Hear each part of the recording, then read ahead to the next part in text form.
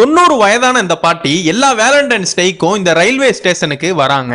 25 வயசுல எப்படி அழகா ட்ரெஸ்னா பண்ணி இந்த ரயில்வே ஸ்டேஷன்ல உட்கார்ந்து இருந்தாங்களோ அதே மாதிரியே உட்கார்ந்து இருக்காங்க. எதுக்கு இதுனா பண்றாங்கன்னா 65 வருஷத்துக்கு முன்னாடி இவங்களுடைய கணவன் இதே நேரத்துக்கு இதே நாள்ல வருவேன்னு பிராமிஸ் பண்ணிட்டு போயிருக்காரு. அவரு போய் 65 வருஷம் ஆகுது. ஆனா இந்த பாட்டி அவரையே நினைச்சுக்கிட்டு இன்னமும் ரயில்வே ஸ்டேஷனுக்கு வேலண்டைன்ஸ் டேக்குனா வராங்க. இவர் போன நேரத்துல அங்க வார் ஸ்டார்ட் ஆயிருச்சு. அதனால இவரால திரும்பி வர முடியல. இவங்களும் திரும்ப வந்துருவாங்கன்னு நினைச்சுக்கிட்டு வெயிட் பண்ணிக்கிட்டே இருக்காங்க.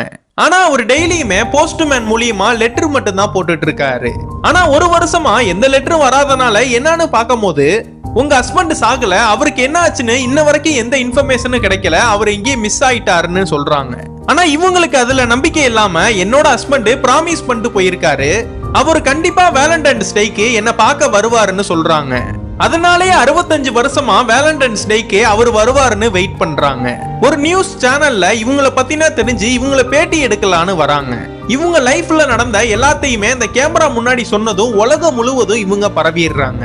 அந்த லேடியோட ஹஸ்பண்ட் கூட மிலிட்டரியில வேலை பார்த்த ஒரு நெருங்கிய நண்பரு அவரை பத்தி டைரியில எழுதி வச்சிருப்பாரு. அது என்னன்னு பார்த்தா அவங்க ஹஸ்பண்ட் வார்ல ஒரு சின்ன பையனை காப்பாத்த போய் இறந்துருப்பாருன்னு.